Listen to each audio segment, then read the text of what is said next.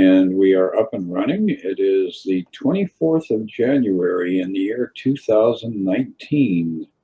If you're into time and space and all of those nonsensical things, but How many if you're living in milliseconds? your reality, then you're in eternity and just cruising along, enjoying the lack of stress that eternity offers us. How are you guys this morning, Barrett and Charlie?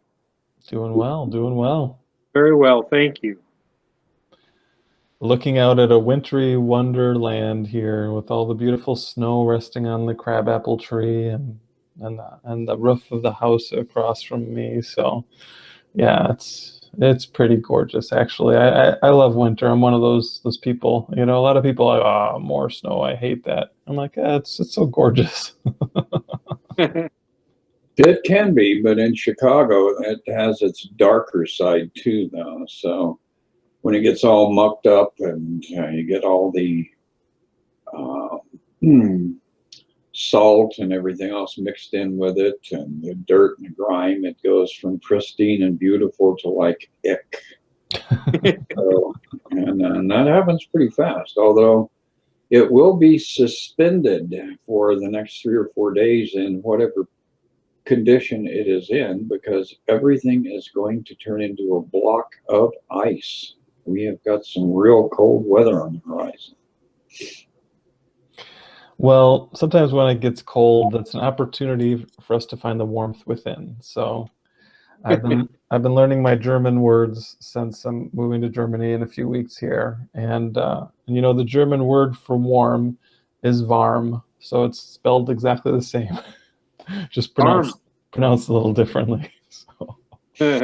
Actually, you know, the old German word for sink was zinc. I think so. I think they that's right. actually made them out of zinc. Oh, well, I did not know that. Very cool.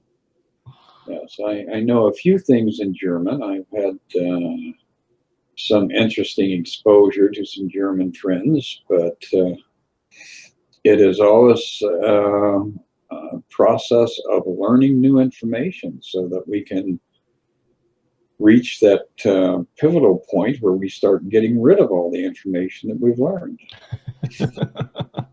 I'm putting German words in my head so I can clear everything else out. That works, and you'll probably be a much happier person for that. That's true. That's true. So this morning I was looking at section 4, which is the illusions of the ego. And this is kind of a little bit of a play on words, I do believe, because we're talking about the ego's illusions, number one, but number two, the fact that the ego in itself is an illusion. So we get kind of a little bit of a dialectical phenomenon here going on, where we're given a lot of different angles to look at parts of this section from. And in the introduction, it says you can speak from the spirit or from the ego as you choose. If you speak from spirit, you have chosen to be still and know that I am God. That's kind of a fun way to enlighten us as to how much speaking we should be doing from the angle of the spirit that we are. It says these words are inspired because they reflect knowledge. If you speak from the ego, you're disclaiming knowledge instead of affirming it, and are thus dispiriting yourself. Do not embark on useless journeys, because they are indeed in vain. And that really is, you know, going back to that old idea of vanity, vanity, vanity. Everything is vanity. And so obviously what's going on here is we're supposed to be working on reducing all of this peripheral nonsense that we get engaged in, and getting back to a place of just love and acceptance and enjoying the serenity of the Christ within us. Yeah. Yeah. It is, this whole process of working with the Course is undoing, right? We're undoing all the false ideas within us. We're undoing the fears. I mean, when he says, if you speak from the ego, you are thus dispiriting yourself, right? If we're realizing that that's what we're doing, we definitely don't want to keep doing that, right? We want to stop this insanity, right? Stop the insanity. Wasn't that like a commercial or something at some point? I don't remember. Um, but we want to stop the insanity. We want to catch ourselves thinking insane thoughts. And obviously, any thought of fear, any thought of judgment, any thought of guilt, any thought of hatred, these are insane thoughts. Why? Because they come from an insane source, which is the ego, which is our separation from God. When we pull that root, right, as Jesus says in the Gospel of Thomas, when we pull the root of the weed that has grown outside of the wall of the Father's kingdom, we will pull it up by its root and it will be gone. That's what Jesus is telling us, right? We're pulling it up from the root. And what's the root? The root is the belief that we are apart from oneness. The root is the belief that we are somehow different than God. These are just lies. These are lies that we have unconsciously bought into, but we can consciously choose to let go of. And that's what our work is with this, is to keep letting go of the false and let the truth reveal itself again and again and again. Yeah, I was recognizing, Chris, as you were saying before, vanity, vanity, vanity. It's all the stories I tell myself with I, me, the start of all the sentences. This concept here, if you speak from the ego, you were disclaiming knowledge. You're disclaiming knowledge instead of affirming it. And when I go to that I conversation, when I go to that me conversation, it's really what I'm doing. I'm separating myself from the knowledge of oneness because I'm telling myself that I am separate. Here is my dilemma. Here's the way I see your dilemma. Here's the way you can fix it. Listen to me. These are all the types of things that the ego wants to jump in with constantly. Story of separation, preaching to a story of separation doesn't get us anything but separation. So yeah, there is I think we sometimes think of vanity as just simply that how I'm looking, how I'm feeling, sort of thing. But it's really that concept of I, me, me, me that just hangs there.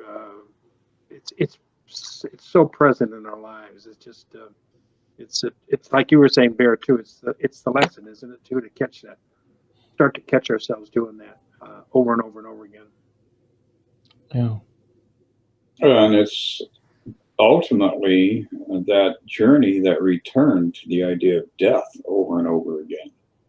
And that really is the most tragic aspect of the ego, is that it's a no-win, no way out situation. You are not going to be able to fix that unless you give up the ego. So that's where it gets to be kind of fun.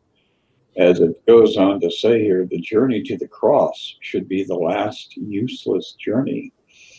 Do not dwell upon it, but dismiss it as accomplished. And what does that mean? That means that somebody went through that journey on our behalf. And that's the beautiful thing about our relationship with Jesus, is the recognition that he takes us on this adventure where we penetrate that illusion of death. And, he's there with us to bring us back into light and love and understanding, and to realize, oh, I mutilated that body, but I'm still here. So, as you go deeper into these ideas, it becomes more and more of source of serenity and a source of being at peace with life itself. And that is the beauty, I think, that the Course offers us, is that nothing that we are being taught is going to in any way defile or disrupt us, as long as we are identifying with our truth. But it is going to cause a lot of turmoil and a lot of grief if we're identifying with the ego. Says, until then, you are free to crucify yourself as often as you choose. That has kind of a dark overtone to it. Yeah. But as he then just goes on right after that, he says, this is not the gospel I intended to offer you. We have another journey to undertake. And if you will read these lessons carefully, they will help prepare you to undertake it. So what is he saying here? He's encouraging us to practice, right? He's encouraging us to read the course. He's encouraging us to do the workbook lessons, right? He wants us to work with this stuff, and he's not doing it because he's a harsh, taskmaster and just loves to see people, working away. He's doing this because he knows as we work with these concepts that we are undoing the ego. And as we undo the ego, that we come into the happiness and the love and the peace that is our truth. And that's all he wants for us, right? And in truth, Jesus is just a symbol too, right? Jesus is a symbol of a right mind. So on the level of heaven, there is no Jesus, right? Because there's no Barrett, there's no Charlie, there's no Chris, there's no bodies in this place of oneness. There is only peace, there is only joy, and there is only truth. But, for those of us who aren't quite there yet, Jesus is a useful symbol, right? Jesus is a useful symbol that we call upon, we ask for help from, we read his book, and we try to do the best of living from it that we can. But at some point, we let go of the symbol of that too, because once you're in truth, there's no need for a symbol of truth. Once you're in peace, there's no need for a symbol of peace. It's only before we get there that we want to kind of move forward into that love. So, yeah. So I don't know. I just love these ideas. They fit together so nice. I do love that line, Ben, at the beginning of that sentence 11. We have another journey to undertake. This recognition that Jesus is telling us over and over again throughout the course that he is the teacher. And that's what we're talking about here in the next section. Right teaching and right learning. He is the teacher, is with us constantly. We are never without that choice. We can make that choice anytime to listen to that teacher instead of the ego teacher giving us the illusions of the ego. And that's the beauty of this. And as you touched on, it's the practice of this. It's the repetitive nature of going to that teacher over and over and over again. Every time we bump up against, whatever the ego's setting up as our barricade, our block, our obstacle. Every time we bump up against these things that we create with our idea of separateness, that there is an answer. There is another way to see it.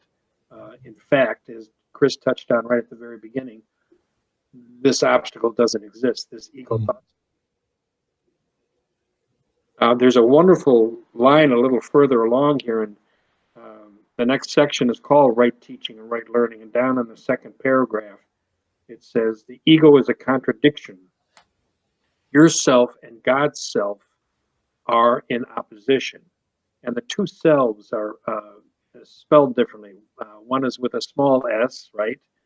Yourself, and then God's self is a capital S, and they are italicized in opposition. They are opposed in source, in direction, and in outcome.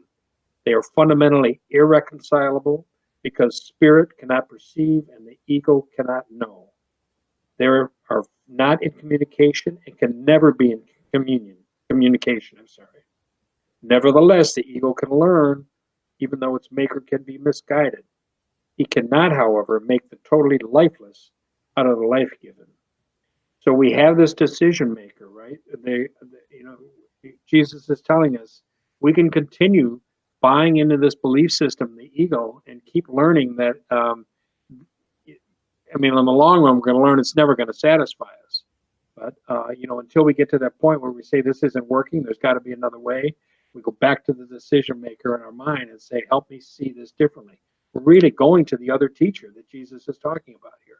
We're going to the other teacher and saying, help me see this differently. And that's the beautiful choice that we get to make over and over and over again in our practice. And the thing that I have especially been observant of in the last couple of months in my own life and my own little ego's adventures here in Never Never Land is that all of this is literal. When Jesus says, "Stop worrying, I'm here with you, I'm going to take care of things," if you are willing to walk out on that limb of faith, you will discover that all of a sudden things in your life take on a whole different demeanor and a whole different direction.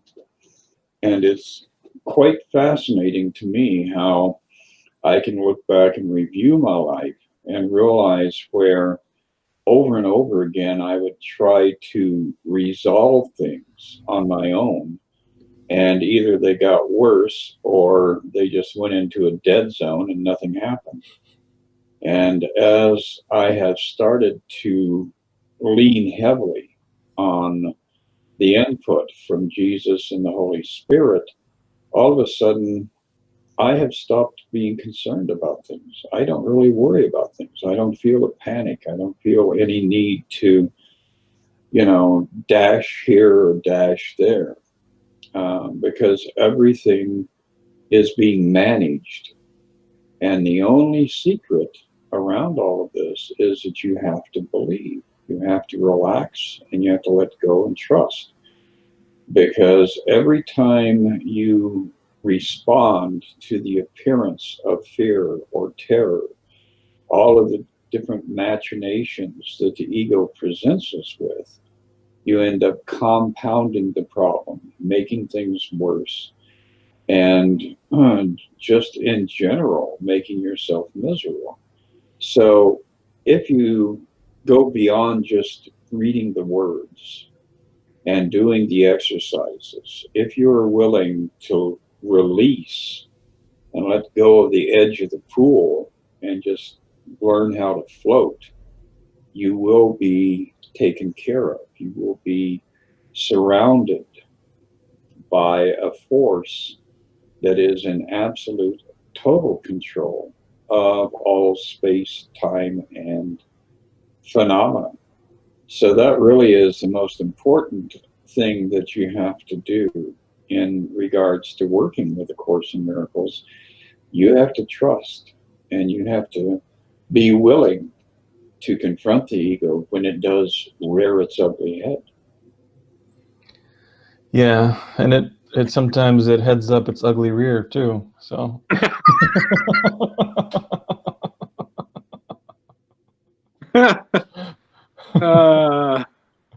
gotta watch out for that ego. Its posterior is the major roadblock in the journey of life. Oh, brother. Yeah, so I mean, I just love all these messages. One of the other things we were talking about, in addition to this chapter 4 section, which is so beautiful, we started talking about the gifts of God, which is the collection of all of Helen Schuckman's poetry, and it basically contains a bit more of the Course that's just not really in the book itself. I forget, about 18 pages or something, maybe of additional. Yeah, and it's just very beautiful. And I'm going to read a little bit from that one. There's a section within that's called The Father's Love. He says here, there is a secret place, excuse me, there is a secret place in everyone in which God's gifts are laid, and his to him. It is not secret to the eyes of Christ, who sees it plainly and unceasingly. Yet it is hidden to the body's eyes, and to those still invested in the world and caring for the petty gifts it gives, esteeming them and thinking they are real. Illusion's gifts will hide the secret place where God is clear as day, and Christ with him. Oh, let this not be secret to the world so full of sorrow and so racked with pain. You could relieve its grief and heal its pain, and let the peace of God envelop it as does a mother rock a tired child until it sighs and slips away to rest. So again, it's just a really beautiful idea, which is that when we are holding on to our fear, we're actually kind of holding on to all fear, right? There's only one ego, there's only one mind. And if we are keeping some part of our fear hidden from the truth, then we're basically blocking that experience of love from flowing through us. And he's basically saying, hey, you don't need to keep doing this. And the experience you're going to have when you actually set all this down is so much better than anything you can imagine. Just trust me a little, and I'll show you a bit of it. I'll show you a glimpse. And we kind of get these sort of breadcrumb experiences, and sometimes they're mind-blowing and amazing, but they're like little breadcrumbs along the trail that just keep us going, right? To keep us knowing that we're on the right path. And at one point he talks about them as little bits of light. You might kind of have light visions, and he said they're not going to last. These are just sort of indications that you're starting to see with true vision. And so whether or not you kind of have these physically in your experience, it doesn't really matter, right? But we all start to have some experience of more light in our lives. And these fortify us and encourage us forward to keep walking down the path, because the path is taking us all the way home. And so we want to keep going with it. Yeah, the home we never left, right? Waking up from this dream, this ego's belief system. Getting back to that chapter 4 where we started out today, I love this paragraph 3 because it's written so much in the first person. Jesus speaking, where he says, spirit need not be taught, but the ego must be. Learning is ultimately perceived as frightening because it leads to the relinquishment, not the destruction of the ego, to the light of spirit. You were just talking about spirit, right? This is the change the ego must fear because it does not share my charity. My lesson was like yours, and because I learned it, I can teach it. I will never attack your ego, but I am trying to teach you how its thought system arose. When I remind you of your true creation, your ego cannot but respond with fear. And that is a clear kind of heads up for us that, as Chris was touching on, having this willingness and this faith, we are going to bump up against this. The ego is going to fight, even though we've just talked about it not truly existing. We believe it does. We believe it's real, and it's going to fight to save its life. And so the fear is going to come along as we head down this path, as we head towards this light. We're going to be instructed and directed by the ego. Shut that door. Don't let that light in here. Stay in the darkness, But Jesus is telling us he needed to learn this too. These are lessons that he had to go through as well. And faith in his Father, faith in the oneness that he experienced, is what brought him through, as well as what he's teaching us. It's going to bring us through as well. That's so very true. And the thing that a lot of people fall into the trap of is the idea that you want to dismember the ego, attack it, tear it up, destroy it. And that, of course, is exactly what the ego wants you to do, because that makes it seem even more real and more tangible and more of a force to be reckoned with. So we are learning ultimately that the journey is not one of destruction, but the one of separation, just detaching without having any judgment, any fear, any concerns about the ego. And that is the most disquieting thing that you can do, because the ego definitely begins to wonder about itself and its own viability and its own identity, and is it real? And ultimately, I think that's the way the ego is finally cast off, is you allow it to just kind of disassemble itself. You don't push forward. You don't push against it. You don't try to manipulate and change it.